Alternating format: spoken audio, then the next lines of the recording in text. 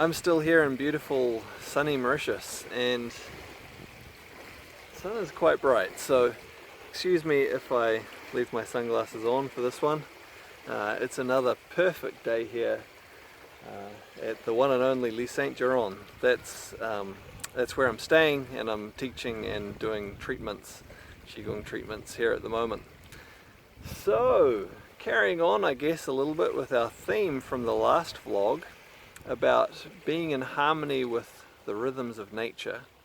So today we're going to talk a little bit about it's the Chinese Meridian clock, or sometimes it's called the horary clock. You may see it referred to as that as well. So if you've looked in acupuncture texts, or if you've looked at acupuncture charts, you might notice a little detail on there that often it will state the time that meridian is most active during the day.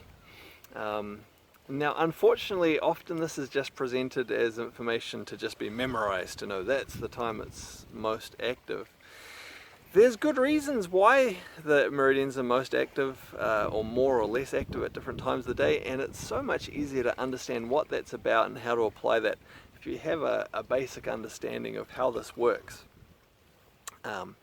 Why the flow of energy moves through the meridians. And basically the flow of energy moves through the meridians as the different organs become more active, and they become more active at different times of day, just based on, in a natural environment, the environment that as a human race we've developed to respond to. What would we be doing naturally at different times of the day? Different organs would be more active. So to help to understand this, I'm gonna talk through it. If we imagine ourselves as someone living in a prehistoric time when times were very simple, what would our natural pattern be at different times of the day? We'll start with sunrise. So that's the natural time to wake up. In nature, if you're not living in a city or civilized sort of environment, the time to get up is when the sun comes up. And when you get up, you probably want to walk around a little bit, move around, and naturally the next thing after you start to move around is you want to empty your bowel. Not the most polite thing to talk about, but hey, that's nature. And if you may or may not have this impulse active in you at the moment. Different lifestyle factors of and diet and so on may mean that that's not working so well. But if you're fully healthy and in tune with nature, this is the pattern. Wake up, move around, you want to empty your bowel. If you have a pet, like if you have a dog particularly, you might notice this pattern still being active in them. So, they wake up, they want to go outside normally straight away, they might urinate as well. But then after they walk around for a while, that gentle stimulation of the walking stimulates all the nerves, stimulates the intestines, and they want to empty out. Okay, so the time of peak activity for the large intestine is around the time of sunrise, when you get up and start wanting to move around. And so that time on average is going to be between 5 a.m. and 7 a.m., something like that. Moving on. You come back from your morning walk, moving around, doing things, you normally feel like eating something. Okay, so that is the time of peak activity of the stomach. The stomach's ready to take some new fuel in. And so this is 7 till 9 a.m. And in particular, our body generally, because it's been right since last night, we slept right through the night, we haven't eaten anything, our body wants something to get it going again. So it wants some of the type of fuel that we convert most easily into energy. And so that's generally going to mean carbohydrates. That doesn't mean you can't eat other foods at that time. It doesn't mean, if you like to have some other foods that are, higher in protein or fat, it doesn't mean you can't eat them. But your body particularly wants some carbohydrates to get things going again, because that's what it converts to energy quickly. So that's partly why some of our traditional breakfast foods are high carbohydrate foods, like porridge or muesli or fruit, toast, because the body wants this to fuel it, to get it started going for the day. Okay, moving on. So that's 7 till 9, 9 to 11. During this time, our body takes that energy, particularly the blood sugar from the food that we've eaten, and it moves it into the bloodstream. And in Chinese medicine, it's the spleen that is responsible for this. In Western medicine, we recognize the spleen as have an important role for the blood as well. But we move that energy into the bloodstream, so we start to be fueled up. We're ready to actually go out and be really active. It's gentle activity before that. It's time to be more fully active. And then as we move on, so the most active time for the spleen is 9 to 11, moving on from that, 11 till 1, that's the peak activity time for the heart. Because as we get more active, obviously the heart pumps harder to circulate the blood, and so on. So it's this, I guess, later morning, mid-morning and late morning time, even into the early afternoon, which is ideal for doing our harder physical work. And if you or anyone you know has a hard physical job, you might already have this pattern. It's a natural pattern to follow. Someone who's maybe a builder or farmer or something like that, often early morning they'll use for planning, preparation. Then the mid-morning, late morning, early afternoon, that's where they want to get the hardest part of the work done, because that's where the body feels ready for it. And they'll be able to do it most successfully. And they don't really want to be doing that really hard, heavy work later in the afternoon, because if they're a little bit fatigued, that's where they're more likely to make a mistake, maybe damage something, maybe injure or damage themselves. So they want to get the hard work done in that that mid to late morning, early afternoon, and leave the later afternoon for the easier work, the tidying off and so on. So, natural pattern to be really active through that later part of the morning and into the middle of the day. In a natural environment, our main job, our main hard physical work is to go and get food. That's our number one priority every day. Go find some food. And so that might mean chasing down an animal, it might mean climbing a tree, it might mean walking a long distance to gather some plants. But one way or another, if we're successful in our work, that means we've got something more substantial to eat than what we had in the morning. You know, in the morning it might have just been a few berries or something to get us going. Now we've got something more substantial, and so that means protein. So in the early afternoon, that's when our small intestine is most active, and that has an important role in taking protein out from what we eat and absorbing it, digesting it into our body. Okay, so moving on from that, basically in a natural environment, if we've managed to go and get some food, that's most of our day done in terms of work. We've had a successful day, and so that as we move into the later afternoon, it's time to start to relax a little bit. We might still have some things to do, but it's time to do things at a slower pace, and that is the natural time for us to go to a watering hole or whatever our drinking water source is to get a drink.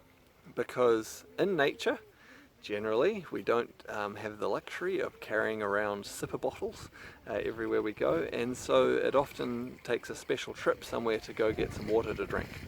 And so this is the time of peak activity for your bladder and also for your kidneys.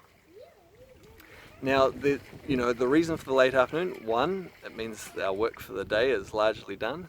But also there's some criteria of when we want to go to that watering hole, that river, whatever it is. Because everyone knows that all of the animals need to go to the watering hole at some point during the day. And that means that the predators also know that. So you want to go while it's still light. You also want to go while the air is still warm. Because drinking cool water on a warm day when it's warm around you, not such a big deal, your body adjusts easily. Drinking cool or cold water when it's cold around you, not so ideal. It can chill your organs inside, particularly your kidneys, and not so good for that. So interestingly, we still actually have some cultural patterns that relate to this. We still have, for many of us, afternoon tea, where it's a habit to take in fluids in the afternoon. Also, many people have after-work drinks. So that doesn't mean you need to drink alcohol, but again, there's this pattern of, okay, it's time to do things at a slower pace, take some fluids in. So it's during this afternoon time, again, 3 to 5 for the bladder, 5 to 7 for the kidneys, that our body is naturally primed to take in fluids and rehydrate. Okay, moving on from that, we've spent our time at the watering hole, and now it's time for us, it starts to get dark, it starts to get colder. It's time for us to go back to our place of shelter, to our cave, if it's really prehistoric, maybe our tent. And when we do this, it's likely that we're going to meet up with members of our family or members of our tribe that we may not have seen all day. And so the natural thing is for us to share our experiences when we do this. So we sit around the campfire and we talk about what happened during the day. It might be, oh, I woke up, I found some yummy berries, those were really good. We might not tell them about going to the bathroom. They might not need to know that. I found some nice berries, and then I went out and I went hunting. But when I was hunting, I saw a tiger and I had to run away from the tiger. It was really scary. And go through the experiences of the day. This is actually really, really, really important for our overall health. Because as we talk about our experiences, as we talk about what's happened to us, we go through, and in a sense, we relive them. Our organs respond, our hormones respond, our nerve activation responds. And because of this, it gives us a chance to process them. If there's any tensions left over in our body from those experiences, it lets us process them, work them through so that we can have harmony and balance between all of our organs, all of our emotions, because there are these different, our different organs respond differently to different emotions. Alright, so really, really important that we have some social time. So this relates to our pericardium, or sometimes known as the circulation sacs, and triple warmer. So from 7 till 9 is for the pericardium, and from 9 to 11 is the triple warmer. Okay, it starts to get the campfire we've been sitting around starts to die down. It's time to get to some sleep, so we're ready for tomorrow. We need to get some rest. And so, but when we go to sleep, we don't want the fire to go out. It's actually really important that we keep the fire going. It doesn't need to be as big and bright, but it's important to keep the fire going for warmth, that's one thing, but also to keep predators away and so on. So we can compare, so what do we do to keep the fire going? Well, we put the big logs on. The big logs will burn more slowly, but they'll keep burning right through the night. So if we think back through our day, the things that we've done during the day, we started in the morning with some carbohydrates. That's like kindling. The little thin twigs and things converts easily, lights up into a fire easily, and gives us that quick energy. Later on in the afternoon, we focused on protein, something more substantial. That's like the bigger sticks, that they cause the fire to be even stronger and burn for longer. And now we've got to the very end of the day, we're putting on the big logs. The big logs are like fat. Fat is much more energy dense than carbohydrates or protein, and it burns more slowly.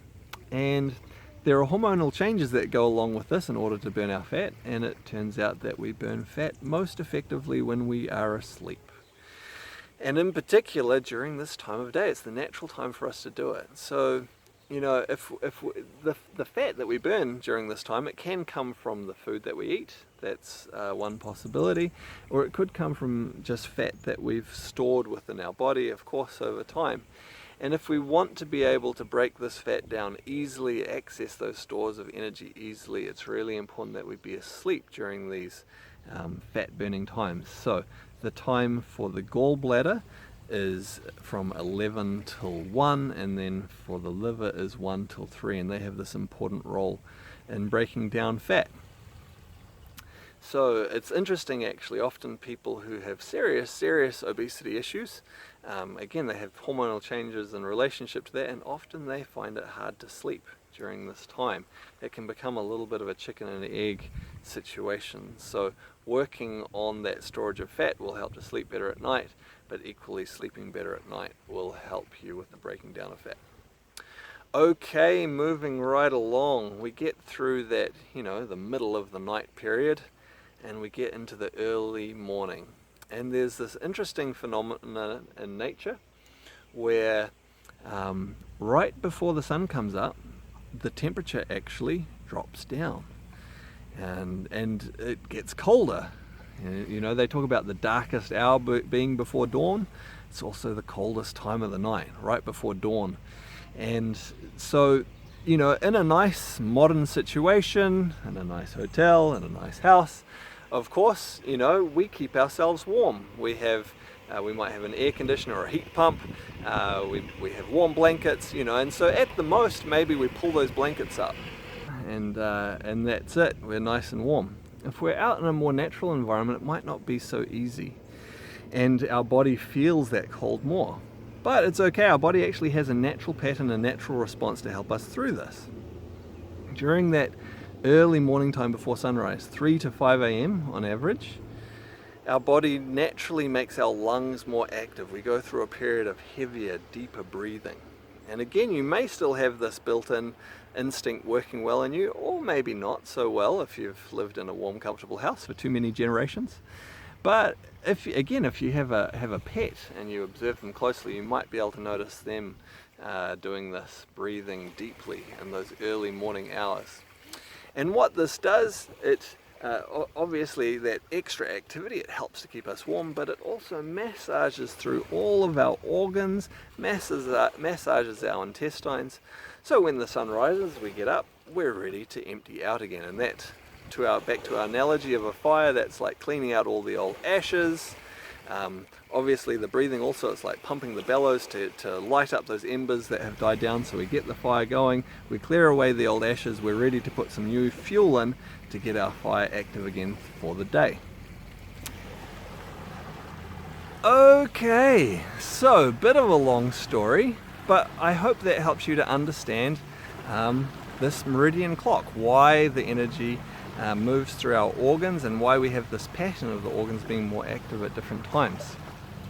A few fine details on that, because often, and if you've been to a workshop with me talking about the organ meridians, you've probably heard me talk about this before, but this might be a good reminder for you. But often in that sort of situation, there'll be a question something along the lines of, well, what about daylight savings, or something like that. And here's the thing, that those 2-hour blocks for each organ, it's just a rough guideline. There are actually some really sophisticated charts that go through and they look at the season, the exact day of the year, where the moon is, all this sort of thing, to come up with a much more precise timing of how the energy moves through the meridians, moves through the organs when it transitions from one to another. And so you can find out very, very precisely where it may be. But that's not overly important generally for our Qigong practice or for most of our day-to-day practical application. Just having that 2-hour window is like, yeah, okay, somewhere in there, and we have an understanding of our natural rhythm which we want to harmonize with. So, but it is interesting to note that it does change with the seasons. It does change, when the sun comes up later, our natural pattern kicks off later as well. And so it is natural, for example, in the middle of winter to stay in bed longer because it's dark outside. That's natural and healthy. And so we do want to adapt our patterns with the seasons as well. I also actually had a really interesting question that came in from someone after the last vlog, and because that was about practicing Qigong at sunrise and sunset being optimal times to practice. And the question was from someone who lives in the north of Norway, where the sun doesn't rise at all for 2 months of the year and also doesn't set at all for 2 months of the year, being so far north. And really interesting situation, because clearly, in that environment, the natural pattern of the sun has gone right to the extreme of not rising at all, not setting at all for long periods of time. Not really a natural pattern for us as humans to follow that, though. We're not really designed to hibernate, and we're not really designed to stay awake for months on end either. And so in those situations we have to find a balance, and we have to actually set our own rhythm. And so probably really important in that sort of environment to set your own rhythm, where you have a regular daily pattern, so that all of your organs have something nice and predictable to keep them going, and so that they know what to do at the right time of day and so on. And of course we do this in modern life. We use artificial lighting, and we tell ourselves to wake up at a certain time, and then we tell ourselves to go to sleep at a certain time, and we can close the curtains, so we can set a pattern that our body can easily feel. But yeah, really interesting, I guess, exception to the rule sort of situation, living in an environment like that. But to some extent it applies to all of us, because unless you're living naked in a cave somewhere, you're probably, as well as responding to nature, responding just to the modern environment around you, and the timetables and time frames that we set for ourselves. So for each of us, we need to adapt things a certain amount to our own lifestyle. We want to harmonize as much as possible as we can with the rhythms of nature, but we also need to make it fit with our modern environmental influences as well. So yeah, some interesting things for you to consider in your life and in your practice. Anyway, I really hope you've enjoyed this vlog, that it's been useful for you, interesting for you. There's also a written version of this in a blog on the Long White Cloud Qigong website. Actually, I almost forgot to mention, one of the ways we can actually help ourselves to harmonize with these rhythms of nature is through practicing Qigong. There are different exercises for different meridians, and you can find a really excellent, interesting set of practices for the organ meridians that, when you practice it in harmony with the time of day, helps you to harmonize and have everything work properly within your body in harmony with nature. So you can look at that too. If you've enjoyed this vlog, found it useful, please share it with other people. That would be awesome. I'm really hoping to make these vlogs and blogs something really interesting and useful to people. And as part of that, I want people to see it. So yeah, like, comment, subscribe, all that sort of thing. And I look forward to seeing you on the next one.